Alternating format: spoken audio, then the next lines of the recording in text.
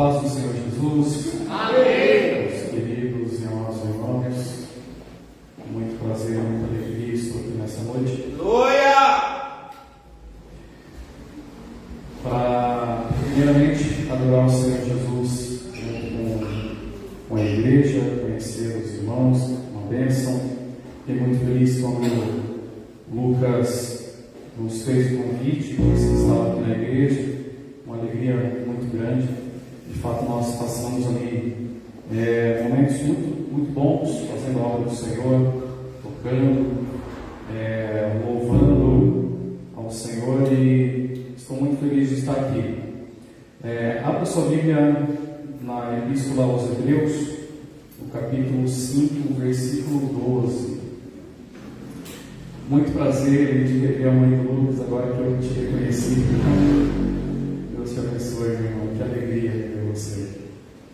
Esposa do Lucas também. Nós congregamos juntos ali por alguns anos, né? E o Senhor foi muito bom conosco no período que nós estivemos ali. Hebreus capítulo 5, versículo 12 até o versículo 14. Eu só vou pedir para o irmão tirar uma música, que é uma mania de músico. A gente fica, às vezes, querendo ver que acorde está tocando, para ver intervalo é desconcentro. É um problema meu, eu não consigo pregar assim com uma música de fundo, porque eu fico prestando atenção na música. Minha atenção fica dividida. Mas Deus abençoe. Mas tem uns irmãos que conseguem, infelizmente eu não consigo. Hebreus capítulo 5, versículo 12.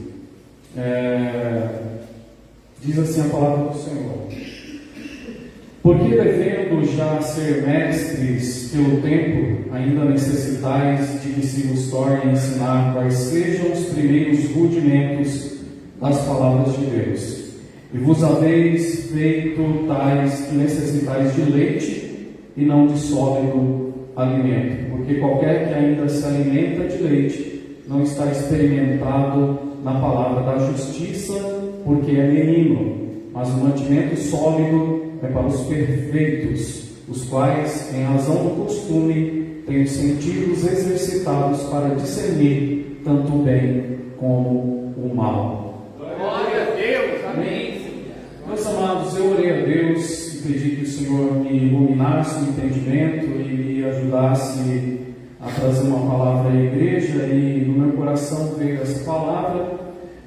Muitas vezes o Senhor não nos permite falar o que nós queremos, mas é o que o Espírito Santo quer. O Espírito Santo conhece o coração de cada um dos irmãos, sabe o que cada um aqui necessita, e a palavra é dele, então nós somos dependentes dele. E eu peço a você que fique atento à palavra e que receba aquilo que o Senhor falar ao seu coração. Amém? Paulo era um pastor excepcional.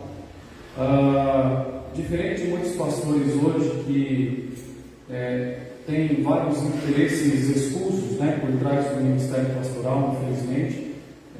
Esse é um grande problema de muitas igrejas evangélicas. Nós sabemos que muitos são oportunistas, e isso não é de agora, desde do princípio da igreja primitiva. Os apóstolos já alertavam a igreja a respeito daqueles que eram interesseiros ou que faziam a obra por qualquer outro motivo que não os motivos legítimos na palavra de Deus. Mas Paulo não era assim. Paulo era um pastor excepcional. Paulo, ele tinha alguns direitos pastorais, mas ele amava tanto a igreja que ele chegou a abrir mão de alguns direitos dele. Por exemplo, ele disse assim: Corintos, irmãos de Corinto, vocês não sabem que eu tenho direito também de ter uma mulher, esposa, como Pedro e os demais apóstolos? Mas ele diz: eu abri mão desse direito. Ele poderia se casar novamente, ou se casar, não sabemos se Paulo provavelmente havia sido casado antes da sua conversão, mas ele dizia que ele poderia procurar uma mulher, assim como Pedro também tinha sua, e os demais apóstolos tinham, mas ele optou por permanecer solteiro. Ele abriu mão de um direito. Também nos Coríntios ele fala assim: de muitas igrejas eu recebi salário, fui sustentado, mas de vocês não, porque eu não quis ser pesado a vocês. E eu trabalhei com minhas próprias mãos, dia e noite, para não vos ser pesado. Então, tudo que nós temos a respeito de Paulo dá a entender que tudo que ele fazia tinha um objetivo: a edificação e o crescimento da igreja. Paulo entendia que o motivo pelo qual nós nos reunimos aqui numa congregação, o motivo pelo qual você vem à igreja, o pastor vem, o músico vem, o irmão do som vem, e todos aqui se reúnem, se organizam para cultuar a Deus, é para edificação mútua. Glória a Deus. É Deus. E uma edificação que tem que gerar crescimento. Por isso, tudo que Paulo fazia e falava era para fazer com que os irmãos conhecessem mais a Deus, aumentassem a sua fé, a sua vida com Deus em santificação, em obediência, para que eles crescessem espiritualmente. E Paulo chega a dizer: irmãos, pelo amor de Deus, não deixe que o meu trabalho entre vocês seja vão. Paulo se preocupava, porque se a igreja retrocedesse, ele dizia que o trabalho dele seria vão, portanto a igreja tinha que ir à frente, tinha que crescer espiritualmente. Não há uma preocupação numérica. Óbvio que queremos ganhar o máximo de pessoas para Jesus, mas a primeira preocupação é se a igreja está crescendo espiritualmente. Aqui, como igreja, eu digo cada um em particular. Glória a Deus. Irmãos, nós somos chamados para crescer. Nós vemos em Hebreus que não existe uma relação direta entre tempo de fé e maturidade espiritual. Pode até o crente mais velho ser mais maduro, pode acontecer que sim, mas também pode acontecer de não ser. Às vezes o crente velho, ele está estagnado na vida espiritual e ainda continua tendo atitudes de menino, como diz aqui o livro de Hebreus. Então não é o tempo de fé que vai dizer se você é maduro espiritualmente. Nós já vamos falar um pouco mais sobre o que é a maturidade. Também não é o exercício dos dons espirituais que vai definir também se você é maduro espiritualmente, porque a gente se engana muito com isso. Às vezes o exercício do dom espiritual pode fazer parecer que a pessoa ela é extremamente madura, que ela tem uma fé extraordinária, que ela tem uma intimidade extraordinária com Deus, mas nem sempre isso é real. Não existe uma relação direta. Muitas vezes, o crente que está exercitando o seu dom espiritual também pode estar tendo algumas atitudes de menino, pode não estar sendo maduro na fé. E a igreja de Corinto, cito eles novamente, são um exemplo disso. No capítulo 3 de 1 Coríntios, Paulo fala que não vos pude escrever como a espirituais, mas como a carnais, meninos em Cristo. E a igreja de Corinto era uma igreja cheia dos dons espirituais. Havia pessoas que falavam em línguas, profetizavam, havia os diversos dons do Espírito naquela igreja. Mas Paulo diz: vocês ainda são carnais. Antes de nós continuarmos a falar sobre a maturidade, eu quero que você entenda: Deus não nos chamou para estar estagnados. Tudo que a Bíblia fala sobre a vida do cristão sempre tem um sentido de crescimento, de movimento. Veja só o que Pedro fala, 1 Pedro 2,2: desejai efetuosamente como meninos novamente nascidos o leite racional não falsificado, para que por ele vades crescendo. Colossenses 1,10: para que possais andar dignamente diante do Senhor, agradando-lhe em tudo, frutificando em toda boa obra e crescendo. Efésios 4,15: antes, seguindo a verdade e amor, cresçamos em tudo. Segundo Pedro 3,18: antes, crescerem na graça e no conhecimento. Até Provérbios, Salomão já dizia: a vereda do justo Provérbios 4,18, a vereda do justo é como a luz da aurora que vai brilhando mais e mais, até ser dia perfeito. 1 Tessalonicenses 3,12, o Senhor vos aumente e faça crescer em amor. 2 Pedro 1,5, e vós também, pondo nisso toda a diligência, acrescentai a vossa fé, a virtude, a ciência, a temperança, a paciência, a piedade, o amor fraternal, a caridade. Tudo isso fala de crescimento.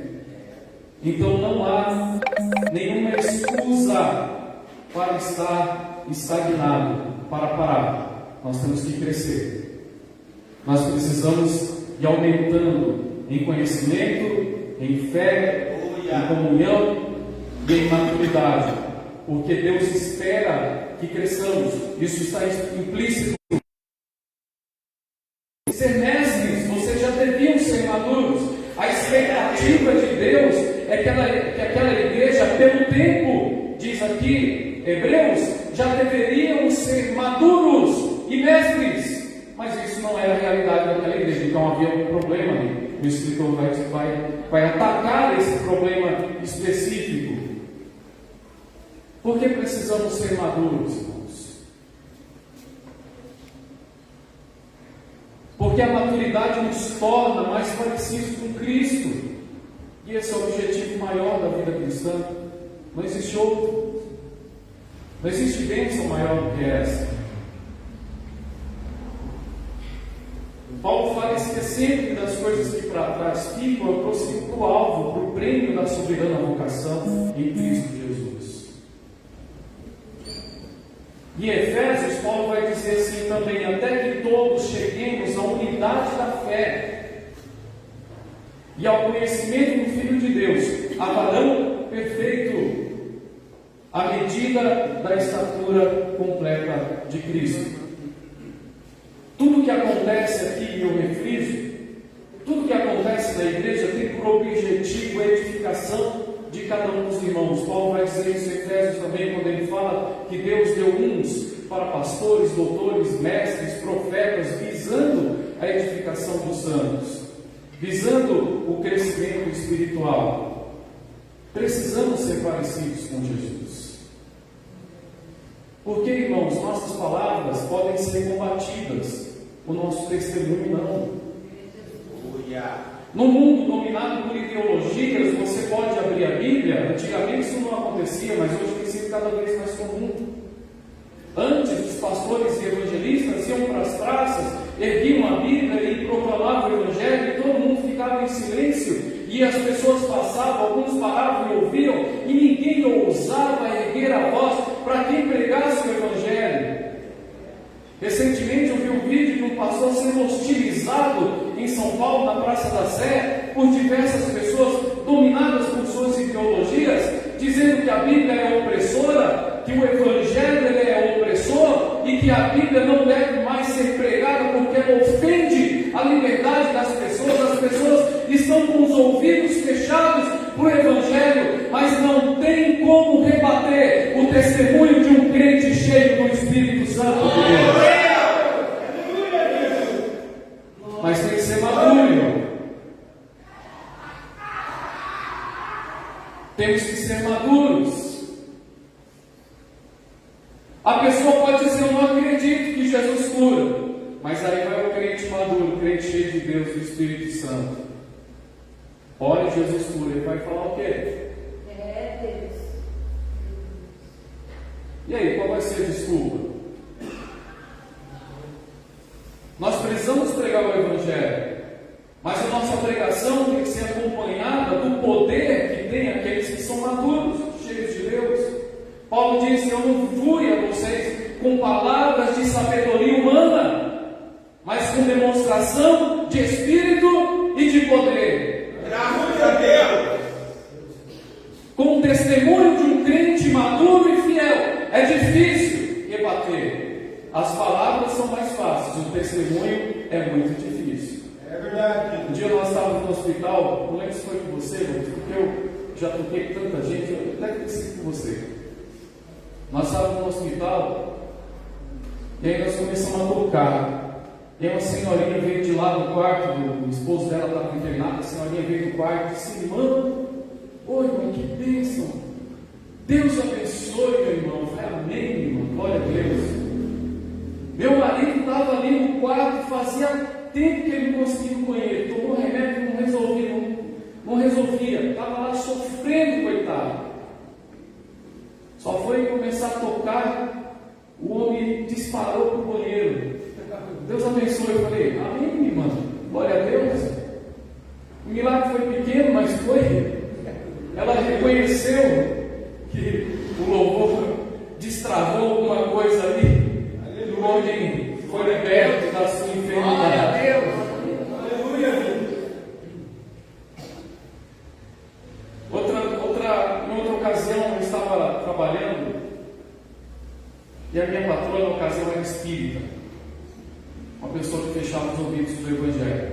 Um dia eu estava trabalhando e aí ela não estava, ela morava no fundo ali, né, do local, e ela estava com muita dor e foi se deitar.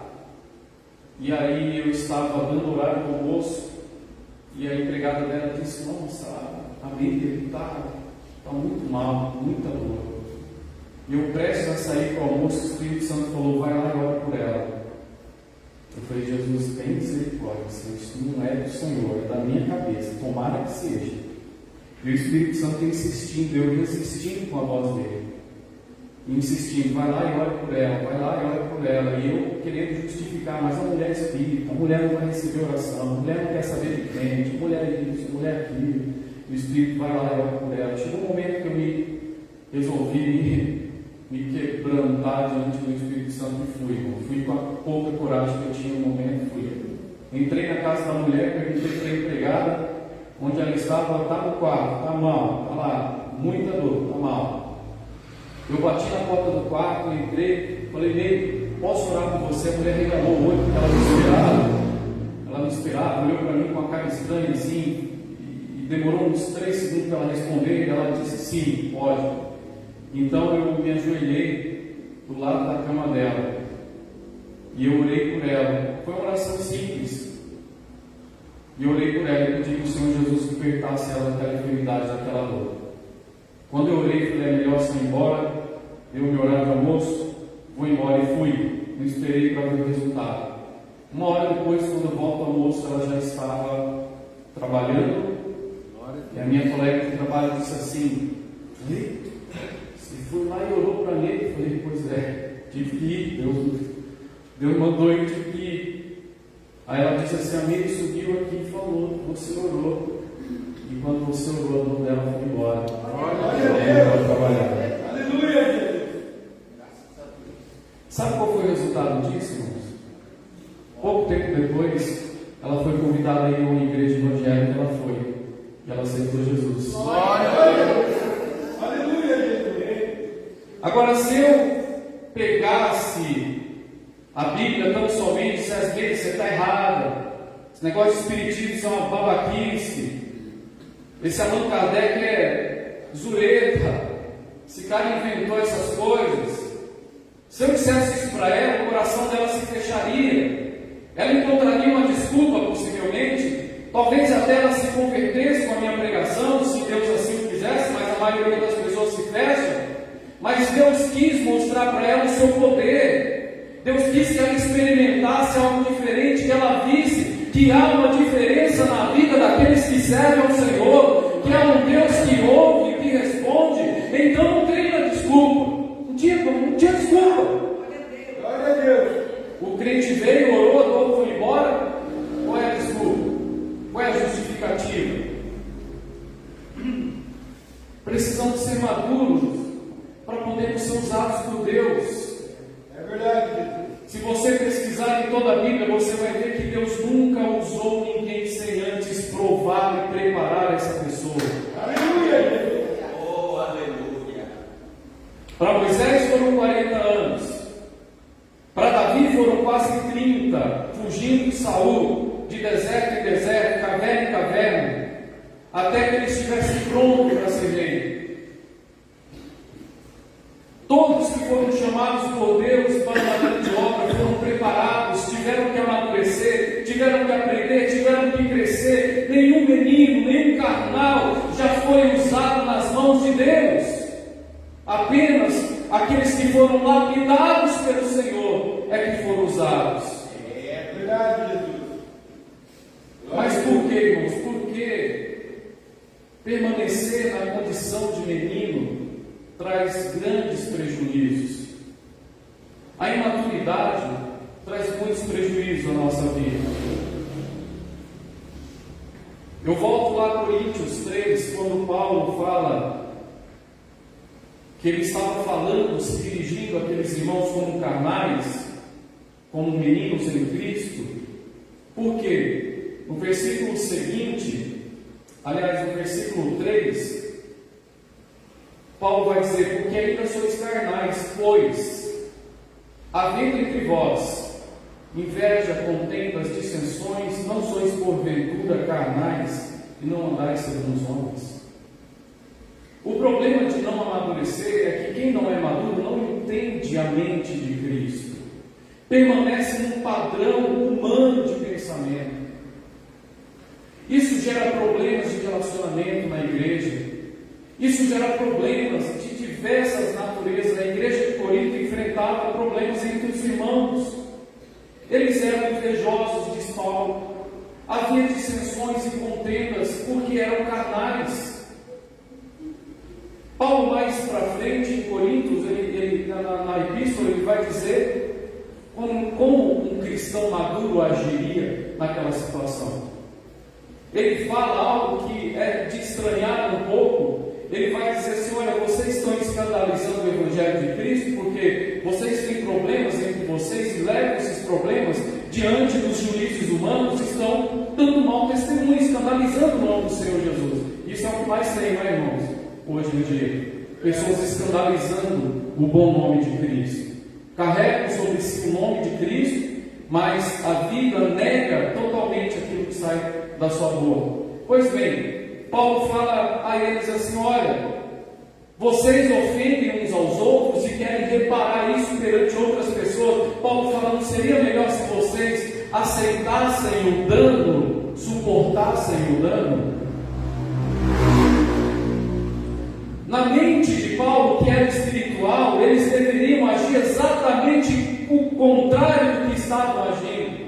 O crente carnal é aquele que ele não abre mão do seu direito, ele quer ter razão o tempo todo, ele não aceita o não de Deus, ele não aceita o não do pastor, ele não aceita que ninguém o ofenda, que ninguém fale nada, ele não aceita nada, tudo tem que ser do jeito dele, da maneira dele, do jeito que ele quer, porque ele tem razão em tudo. É um menino.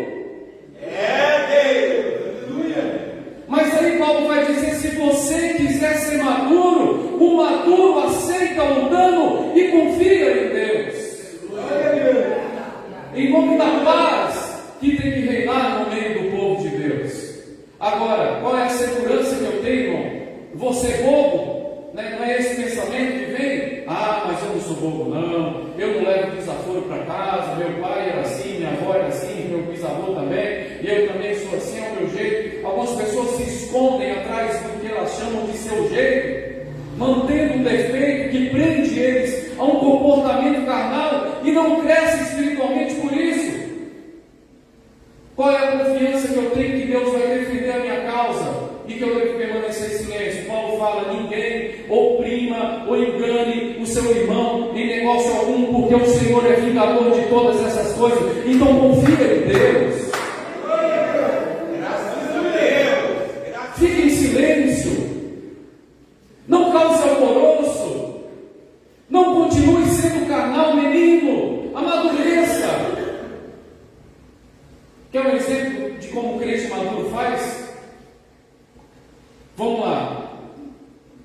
Pedro, uma das colunas da igreja, juntamente com Tiago e João, a Bíblia diz: colunas da igreja, colunas da graça, os três mais próximos de Jesus. Paulo chega e Paulo observa um comportamento reprovável em Pedro.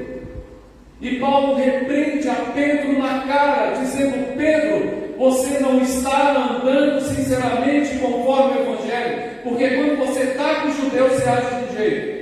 É judeu, está certo, os judeus têm razão. Quando você está com os gentios, você fala mal dos judeus. Não, gentios, vocês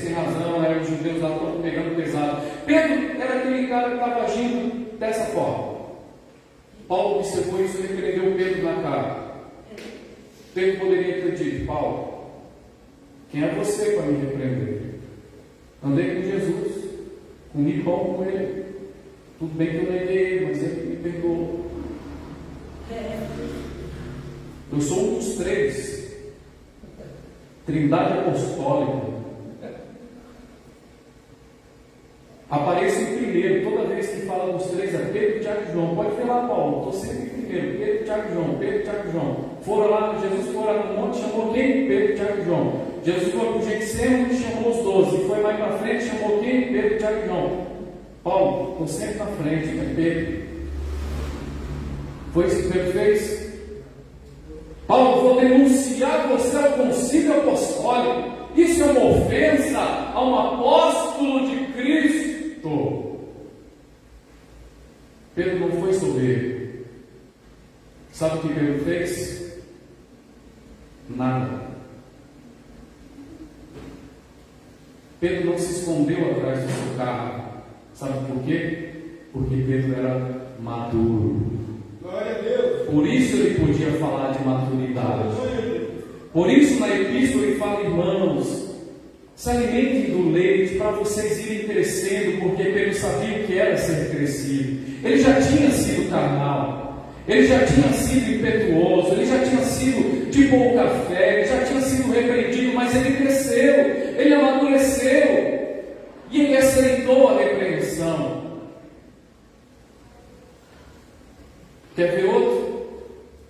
Paulo e Barnabé entraram numa discussão muito grande que separou os dois missionários, dois homens cheios do Espírito Santo, que entraram numa desavença. É normal, irmãos, nós temos problemas, somos diferentes, pensamos diferentes, a igreja tem pessoas de diversos pensamentos, classes sociais, nós somos uma diversidade de pensamentos, de pessoas, mas somos unidos por Cristo e pela sua palavra, e pelo Espírito Santo que habita em cada coração, e que testifica que somos filhos de Deus. Porém, às vezes uma desavença acontece. Agora a questão é que o menino age de um jeito, o maduro age de outro.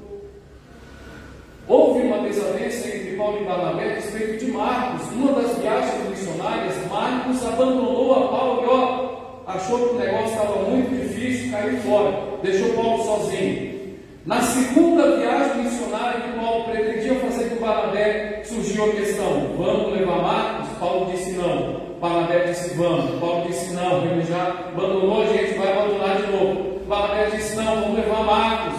Paulo disse não, vamos levar, vamos. Saiu para cada lado.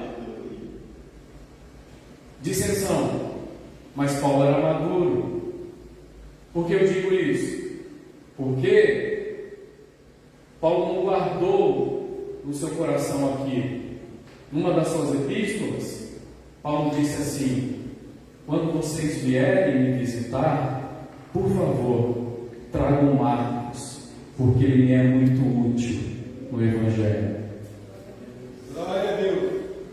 Existem pessoas que elas guardam a mágoa dia após dia, semana após semana, mês após mês, ano após ano, por falta de maturidade. Precisamos amadurecer para que possamos aprender a pensar como Deus pensa. Precisamos amadurecer porque a maturidade espiritual se reflete na nossa vida com Deus, na nossa vida de oração. Crentes imaturos não conseguem perseverar. É como uma criança, eu vi uma criança brincando, ela fica com um brinquedo, ela cansa daquele brinquedo, ela vai para outro. Ela tem que estar o tempo todo fazendo alguma coisa diferente. Ela está correndo, ela para cansa de correr, vai dormir. Ela cansa de dormir, vai correr de novo. É extremamente inconstante. Os meninos são inconstantes em sua vida com Deus.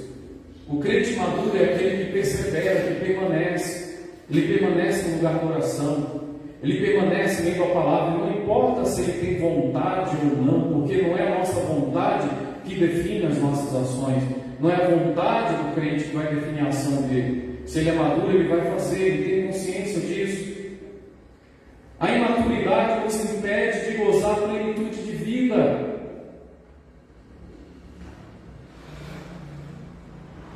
Segundo o escritor aos Hebreus, aqui eu já estou caminhando para o fim, a imaturidade daqueles irmãos estava fazendo com que eles tivessem problemas com o pecado, inclusive, porque eles não estavam sendo capazes de discernir entre o bem e o mal. Ora, se o objetivo da maturidade é me tornar parecido com Jesus, é óbvio que isso vai se refletir na minha vida com Deus, no meu padrão moral de conduta. E não há desculpa para isso.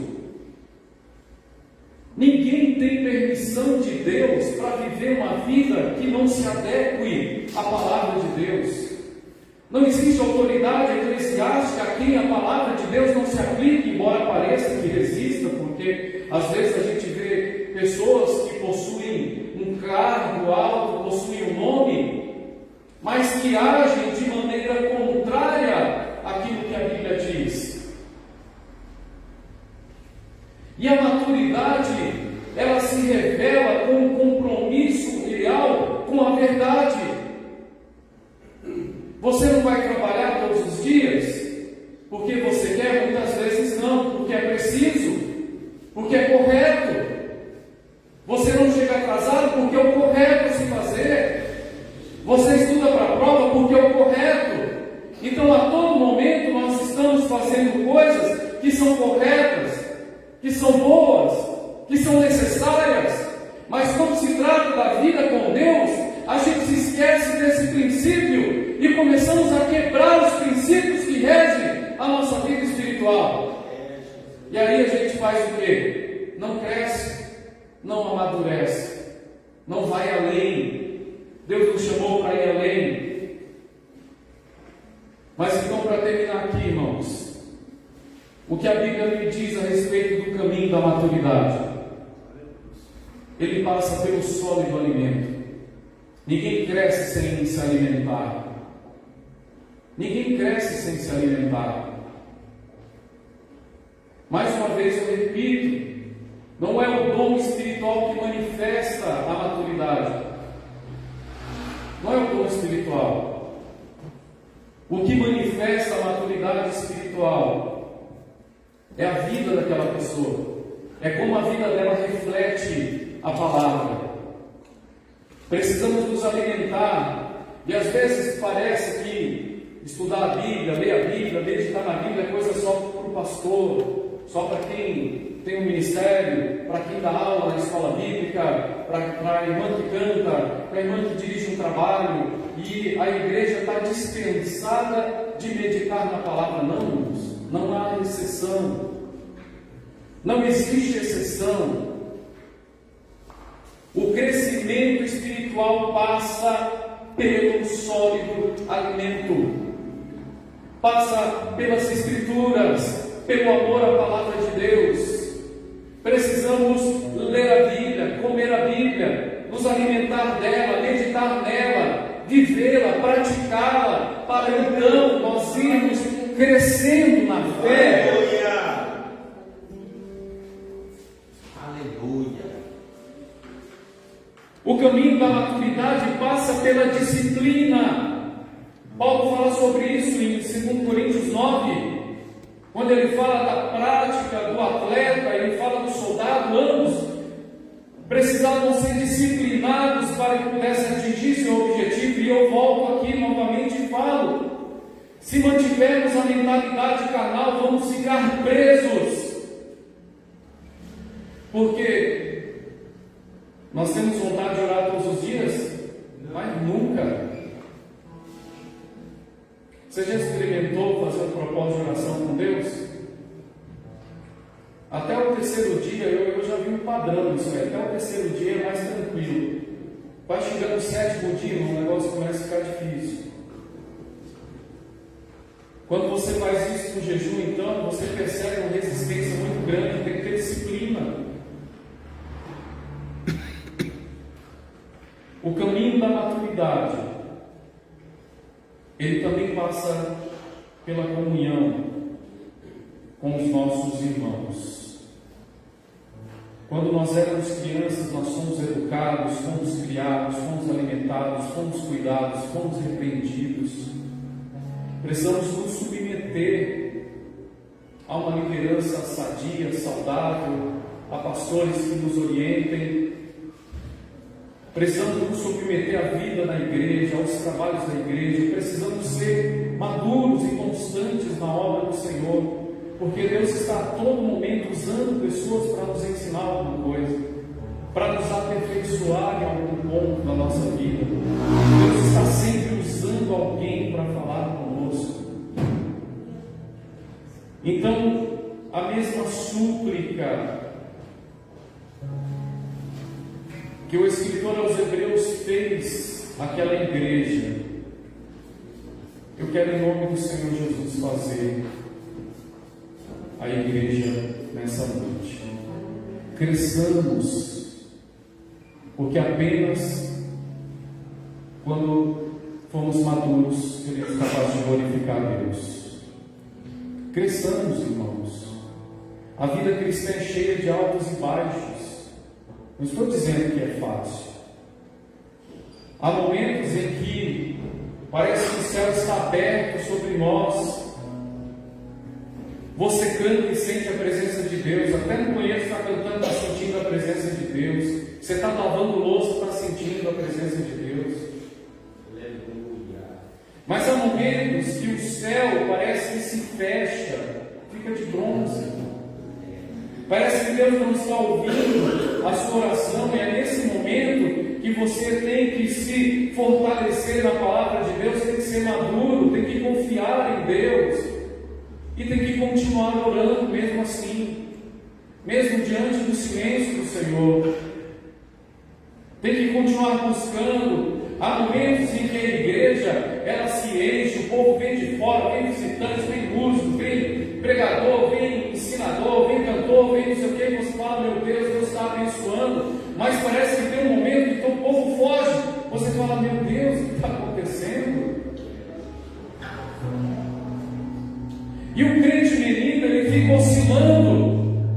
Quando ele sente que a fé dele está boa, ele vai e faz, ele crê, ele se alegra. Quando ele sente que a fé dele está mais fraca, ele fica abatido, ele não consegue orar, ele não consegue servir, ele não consegue fazer nada.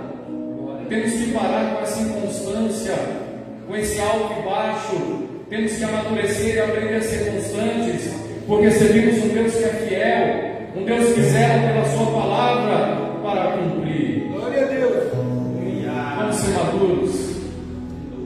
Vamos buscar ao Senhor de todo o nosso coração, para que o Senhor cumpra em nós o seu querer, faça em nós a sua vontade, manifeste em nós a sua presença e nos encha do seu Espírito Santo.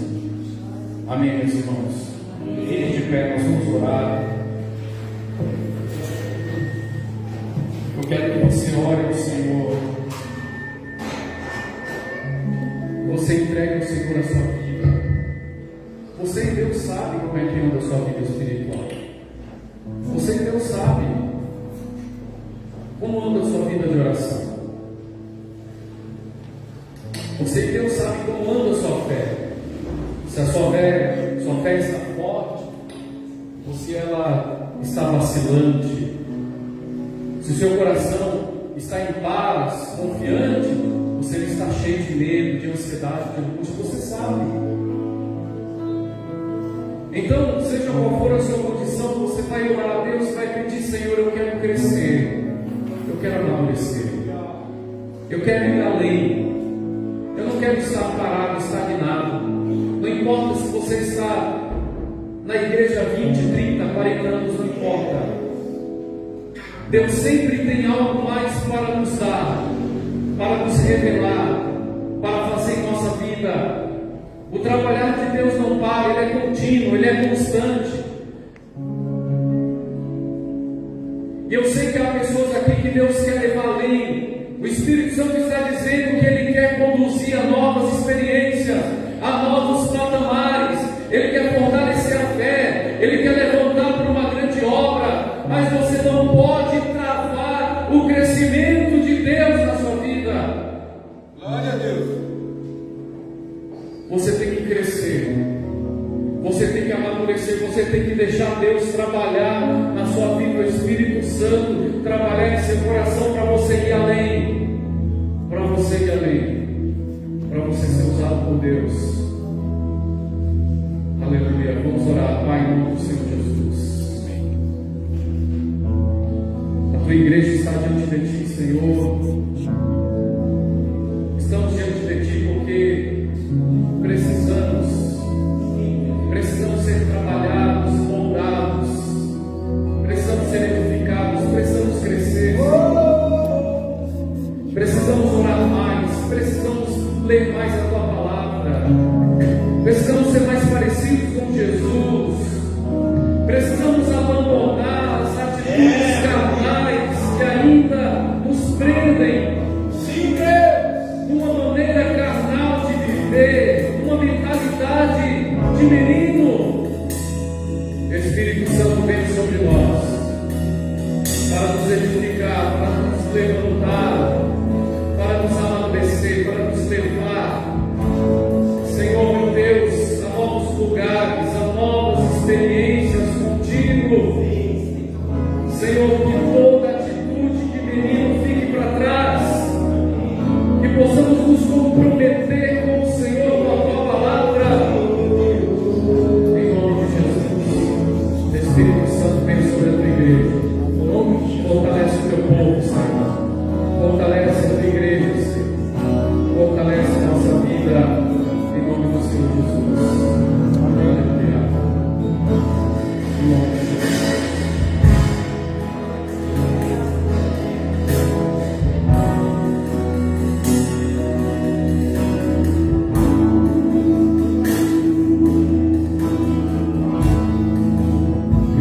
Aleluia. Feche seus olhos.